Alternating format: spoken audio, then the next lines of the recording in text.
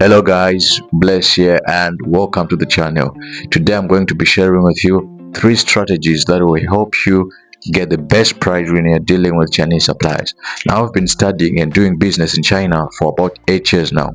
So I am a bit experienced in this area, and today I've just decided to share with you some of the strategies that I use and some of the strategies that I've learned in this industry and when it comes to dealing with Chinese suppliers. And these strategies will help you get the best price at the best quality. So before we get into the main points, I would like to pass across something that is very important to you that will help you in your business. Now, the Chinese have a saying that says you get what you pay for. What they basically mean is your price to determine the kind of quality that you get. Now, if you are into gadgets business, shoes business, or clothes business, this is very important because when it comes to these goods, the Chinese will have different quality. They might have grade A, B, C, D, or even E. So sometimes they might have even 5 qualities for the same type of goods.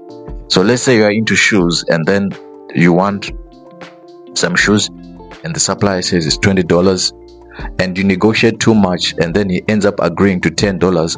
What you basically do is you send you the same shoes but you send you $10 quality. So if you're into small commodities, don't negotiate too much if you're dealing with Chinese suppliers. This might not end very well for your business unless you are in person and you can inspect the goods and check the quality, or you have somebody on the ground for you that can check the quality for you. Then yes, you might negotiate the price until you get to the lowest because you have the ability to check the quality. But however, now let's get into our main business. 3 strategies that will help you get the best price when you're dealing with Chinese suppliers. This will work especially if you're into, let's say, furniture, machinery, mostly big products, because when it comes to big products, it's very costly for a factory to have like 5 qualities. Like let's say a factory will produce 5 qualities of sofas. It will not end well for them because the cost of production is very high compared to, let's say, socks. They can afford to have 5 different qualities for socks or shoes because the cost of production is really low. So if you're into machinery, furniture, these big products, then these strategies will really help you. Now, the first strategy that we use, we call this a picture blackmail. Now, what you do is when you ask around different suppliers and then you get quotations for the goods that you want, and now you have a supplier that you want to deal with. Let's call him supplier A. You like his goods, and let's say you like him as a salesperson or you like him as a supplier. And then you have another supplier, supplier B. You don't really like his products, you don't really like him, but he has got the best price. So what you do is you go to supplier A and you show him a picture of the quotation that you got from supplier B. Then you ask supplier A to match the price or get lower than supplier B. 9 times out of 10, they will agree, and then you have the best price. This is because 1, you have proved to the supplier that you are a real buyer and you are not there to waste their time. 2, it will prove to the supplier that you actually know the market and you're actually sourcing goods and you know his competition. So 9 times out of 10, the supplier that you want to deal with will not let you give your money to his competitor. He will want that money for himself. So this trick is a bit dark, some might say, but it usually worked, and we call it a picture blackmail. Now, the second strategy that will help you get the best price when you're dealing with Chinese suppliers is what we call the MOQ trick. Now, in China, your quantity determines your price. If your quantity is high, the price will be low. If your quantity is low, the price will be high. Those who did it economics, let me know the reason in the comment section. Let me know what we call this in economics.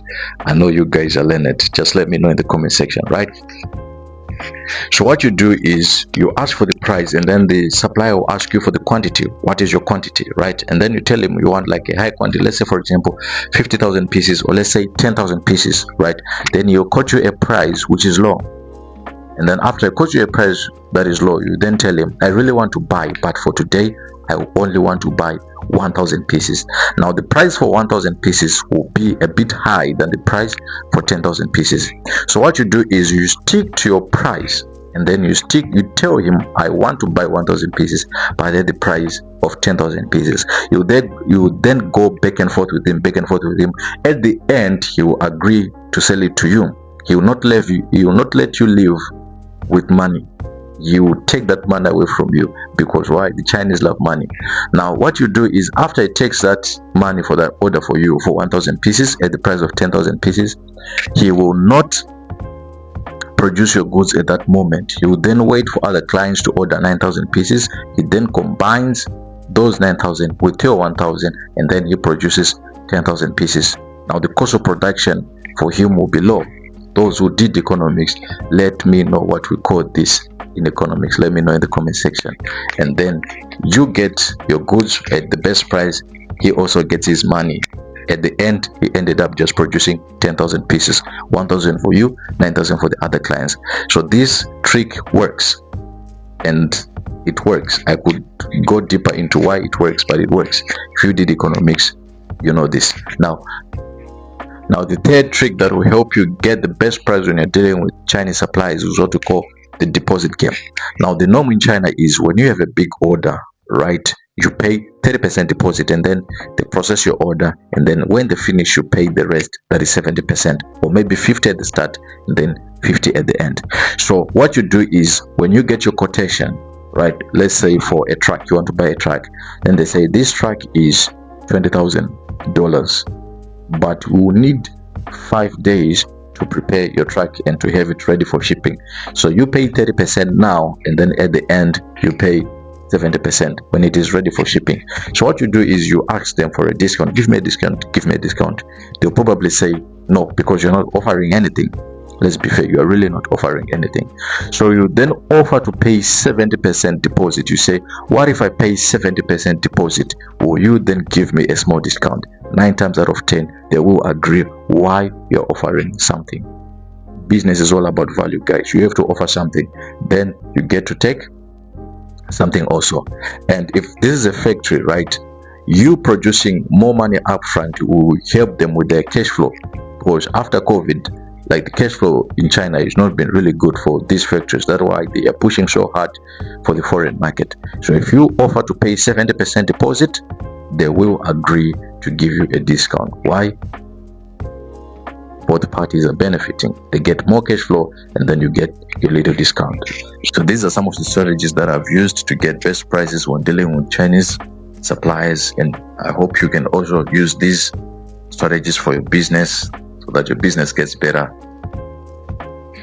And I think this video is going to have a part 2, whereby I'll share with you guys more strategies that will help you get better prices when you're dealing with Chinese suppliers. But that's it for today. Like, comment, share the video with your friends. Bless you. Until next time. You guys who did economics, tell me in the comment section. Don't tell me you forgot. Bless you. Until next time. Cheers.